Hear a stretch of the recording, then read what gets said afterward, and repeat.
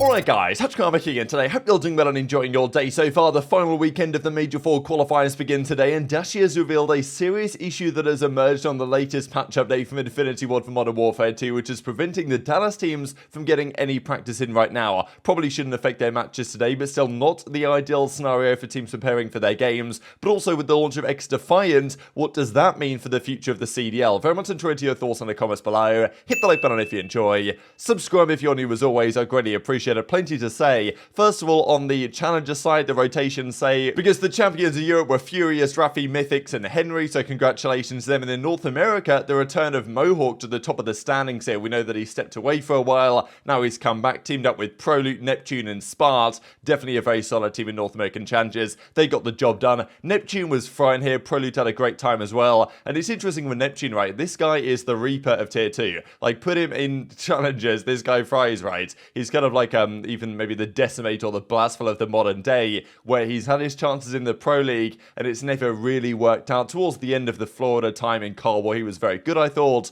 but, you know, the other chances he's got, and to be fair, like Los Angeles Guerrillas situation, he didn't really look that dissimilar to Huke, and we know what Huke's currently doing on OpTic, so the right scenario, the right situation, we could see the return of Neptune yet again, but he is killing it in challenges right now. They were the champions. Speaking of challenges, also, Doug said to Martin, confirmed they do need a full-time SMG to replace Johnny. If you want to make money, be a pro and win, bang my line. And I thought this is such a classic Doug said to Martin video. He's out here on his jet ski in, I don't exactly know where he lives, but he's either on a lake or something like that here, just got the jet ski out and, you know, just recording a video on his next Call of Duty teammate. So just fantastic stuff from Doug. And yeah, bang his line if you want to get involved in the Boston Academy, I suppose. But speaking of ownership groups, big news yesterday coming out of version 1, the parent company of the Minnesota Rokkr, that they're looking to merge with another organization. Now, I was told by Brett Diamond this is not a Los Angeles Guerrillas situation. They're not like, you know, jumping ship and getting out of here. They're just looking, and I think understandably, for more sustainable ways to run their business going forward. We know that right now it's kind of, we're getting into the esports winter, lots of organizations pulling out,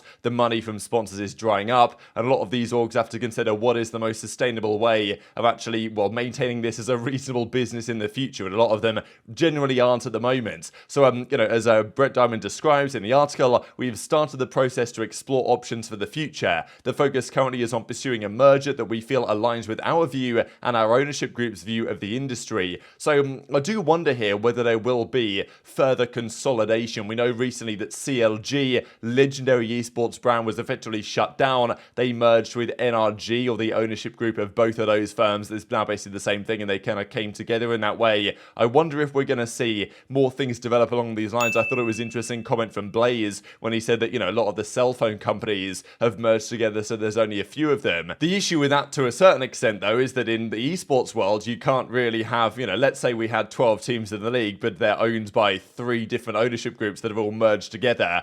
That's not ideal, right? It creates conflict of interest, and there's all these issues. Fundamentally, I think one of the problems that we have in esports is that the publisher, Activision, they own and run the league. Whereas in something like the NBA, the teams themselves, the franchises, like together, they own the league, to my understanding, right? So that's the discrepancy which is causing some issues, and I think the publishers fundamentally, if there's anyone making money in esports, is the publishers. And all the other teams are going to have to seriously consider their future. So I don't exactly know what's going to happen with version 1. I'm sure that, you know, they're continuing on their current path with the Rokkr for the present season, but what that means going forward, if they do find a merger, or exactly what that looks like going forward, is a very interesting question and one to keep your eyes on, especially because Call of Duty might actually have a viable new competitor in XDefiant. We know that X has been talking about it for ages, and I never really read too much into the hype that X was giving it, because it's Paddy P, right? You know how it is. Like, obviously he was giving a lot of gas, but I wanted to wait to see some gameplay before I thought whether this game's actually going to be good or not. But honestly, watching Scump and others play it last night, there was their private kind of beta or whatever they're doing, but also the show match they played a while ago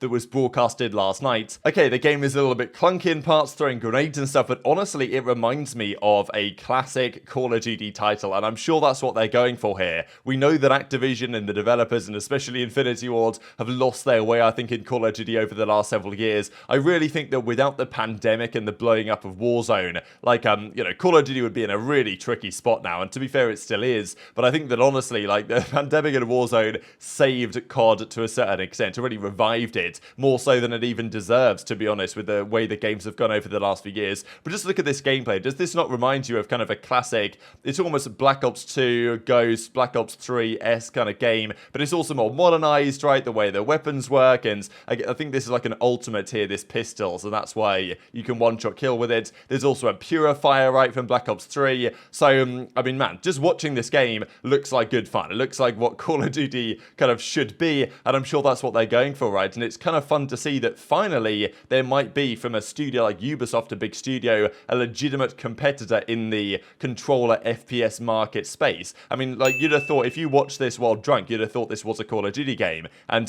you know, I think for good reason. Clearly that's what they're going for, and it's been designed by aBeZy, well, not by him solely, right, but his input has been brought into the way this game has been designed. They've brought in other ideas, some other pro players, to also get an idea of how they want things to go. So, I don't know, I'm quite optimistic about the possibility of this. And if the CDL isn't looking so hot in a couple of years' time, who knows if there's going to be an XDefiant Pro League and what that looks like, right, and whether some of the players that are currently in the CDL, or if they're, you know, washed up players. I mentioned it yesterday, right, the idea that maybe the XDefiant League will be the kind of Chinese league for the NBA, but these were the numbers here, right? So aBeZy at a 1.41. These numbers, as you can see, don't actually fully add up, right? So the KDs aren't perfect, and the reason why apparently is because, first of all, aBeZy slacked absolutely fried, and Doug didn't go too negative, which is impressive. Zuma had a bit of a hard time, but I think that there's eliminations that were counted. If you had over 70% damage, it considers that an elimination, so the numbers, you know, obviously these can't be the KDs because the numbers don't add up in that way. Some eliminations were getting double counted here, but it does still kind of get the point across. So in Twitter, your thoughts on XDefiant. Some of you might have played it already because they were giving it a load of codes and stuff to get involved in the game, and I think it can only really be a good thing for the industry that Call of Duty might actually have some competition here, because Battlefield has been fumbling the bag even when Call of Duty has kind of been falling off the last few years, and this game might legitimately pose a challenge to that when it launches. And I mentioned this yesterday, right, and Adam actually made this meme and put it together. Get ready to learn XDefiant, buddy. So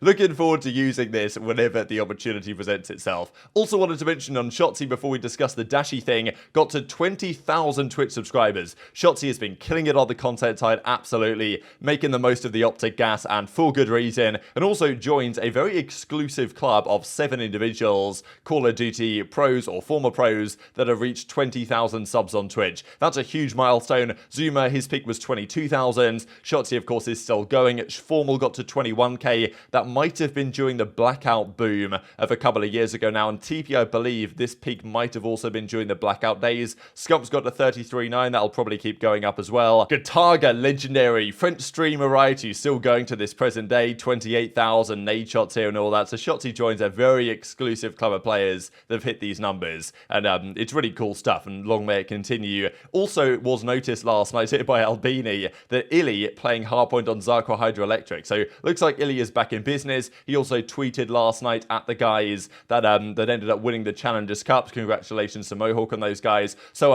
yeah, interesting. We've heard from iLLeY that he's going to be streaming again. He's going to be back in business, but for now, nothing on that front really. Dashy was giving a lot of credit to Shotzzy, and understandably so, but I also wanted to share this clip from Dashy's stream last night where they had the early streams up yesterday, and people were wondering why are there no scrims going on. Seems like another classic here from Infinity Ward. They launched this new patch update to the game, and I don't know if the pros are actually going to play on it for this weekend, just because it may be causing some problems. Turns out that for the Dallas teams, for whatever reason, which is a large number of teams, like it's probably a slight majority of teams that are based in Dallas compared to the rest of the country. They were all having issues with their CDL accounts. When they try and play scrims and stuff, I guess they play on their CDL accounts on their, you know, proper match PCs and all this type of stuff. And for whatever reason, they were having problems with them. They were bugging out. So I don't even know how that's possible to accomplish, given that it wasn't happening before the update. But it did mean that last night's scrims were cancelled. They were chalked off. The teams couldn't practice. Whether that's going to continue as an issue into today for the matches upcoming in just a few hours' time,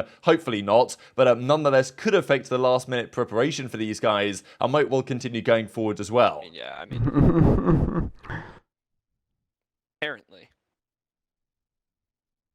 Scrims got chalked, yeah, stream. Scrims got chalked. All Dallas teams can't get on the game.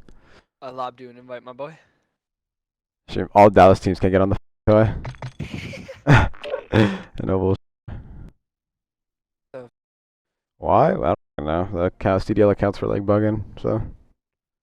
So it's definitely unfortunate stuff for the likes of even Seattle Surge right there, based out in Texas. I believe the Minnesota Rokkr guys are still based there as well. New York Subliners are there. Of course, the OpTic Texas guys are there. And a couple of other teams as well. So yeah, tricky stuff. I don't exactly know what the fix for this is, but Infinity Ward are at it again. Thought this is funny from Pred as well. There's not one CDL team that could beat my team in a 4v4 basketball game. That's what he records. And then Envoy of Los Angeles Thieves came out with this video where he said, don't know what Seattle's on about. And Envoy just nails the basket from downtown outside the LA Thieves facility, right? So pretty good stuff. Honestly, that would be such good content, right? Can you imagine? I think even at the OpTic Major, right, there was a basketball hoop somewhere. They need to do like 4v4 CDL teams on the court. That would just be great content. But tonight there is a huge game upcoming between the Las Vegas Legion and the Toronto Ultra. Clayster will try and extend his series records. This other was pretty crazy. His records per year: 46 and 10, 114 and 80 in Ghost on the OpTic Gaming team. Then especially during Black Ops 3, Advanced Warfare, Black Ops 4, Modern Warfare had great seasons there. Vanguard wasn't so good last year. This year also negative, but 541 and 307 all time. I mean, 541 series wins is kind of incredible for a career. And even Clay says, look, 64% win rate over 10 seasons. That's not too bad, but he'll want to extend that tonight, and he'll probably need to,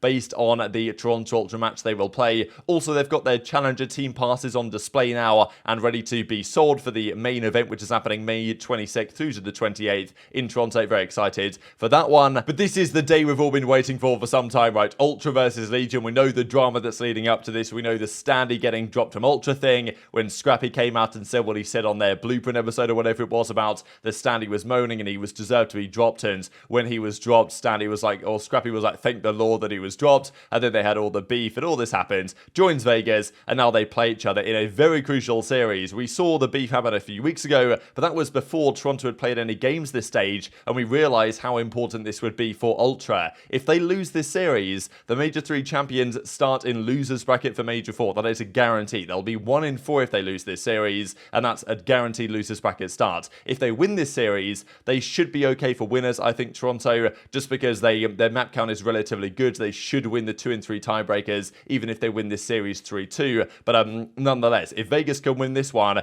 they secure winners themselves, and that's what makes this even better, is that Vegas, if they win this series, they'll get to 3 wins, and that guarantees them a winners bracket start, and it guarantees Ultra a losers bracket start, which would be phenomenal stuff. Now, the likelihood of the situation is that even if Vegas do get to winners, let's say Toronto win this, as I would expect them to be honest, because Vegas' control, it ain't looking so good. Toronto are great in that game mode, and I think that Ultra at least should win 1 search and destroy in this series. I mean, they can't keep losing searches, you would think, even though Legion are very good at search and destroy, so I think I'm going to take Ultra 3-1, but it does mean that, let's say Vegas were to win this series, right, or Ultra were to win or whatever, and Vegas, let's say they beat Florida in a couple of days' time, and both of these teams secure winners, there is a chance, right, that Rokkr will start in losers for this tournament. Vegas will start in winners, maybe they'll drop down to losers, and there's a very credible chance that Vegas and Rokkr will actually play each other here at the Major, which will be a massive series that might well determine the outcome of the World Championship qualification. But Legion need to do well. I'm not saying it's a must-win for Vegas tonight, but they need to do quite well in this series. Then OpTic versus Guerrillas.